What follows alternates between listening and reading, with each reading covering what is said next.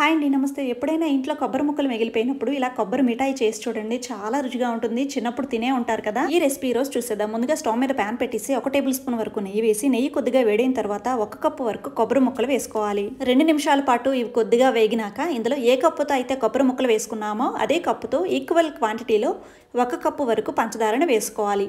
మీరు బెల్లంతో చేసుకోవాలంటే ఇదే రెసిపీని పంచదార ప్లేస్లో బెల్లంతో అయినా చేసుకోవచ్చండి. తర్వాత ఇందులో 1/2 కప్పు నీళ్ళు కూడా వేసి కుక్ చేసుకోవాలి. మీకు కావాలంటే ఇందులో ఇలాచీ పొడిని కూడా వేసుకోవచ్చండి, అది మీ ఆప్షనల్. మధ్య మధ్యలో కలుపుకుంటూ కుక్ చేసుకున్న తర్వాత ఎప్పుడైతే పాకం అనేది మనం నీటిలో వేయగానే ఈ విధంగా కరిగిపోకుండా ఉండలా అవుతుందో అప్పుడే పాకం అనేది సరిగ్గా వచ్చినట్టు. చూసారు కదా, ఈ విధంగా నీటిలో వేయగానే పాకం అనేది ఇలా నీటిలో డైల్యూట్ అవ్వకూడదు. మరి కాసేపు ఉంచాక నీటిలో వేయగానే చూడండి మన చేతికి ఇలా ఉండలా అవ్వాలి.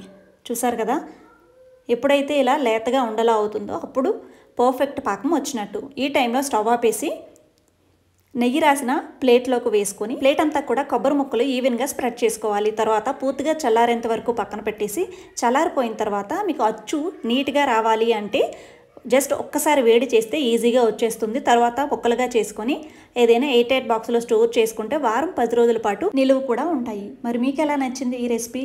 మీరు కూడా ఈసారి ఇంట్లో ఎప్పుడైనా 1 కానీ 2 కానీ కొబ్బరి ముక్కలు ఉండిపోయేటప్పుడు, పచ్చడి చేయడానికి ఇంట్రెస్ట్ లేనప్పుడు ఈ విధంగా కొబ్బరి మిఠాయి చేసి చూడండి. చాలా రుచిగా ఉంటుంది. ఈసారి ట్రై చేసి ఎలా వచ్చిందో కామెంట్ చేయండి. అలాగే ఈ వీడియో నచ్చితే లైక్ చేసి షేర్ చేయండి. మన ఛానల్ ఫస్ట్ టైం చూసే వాళ్ళైతే వెంటనే సబ్స్క్రైబ్ చేసుకోండి. Thanks for watching.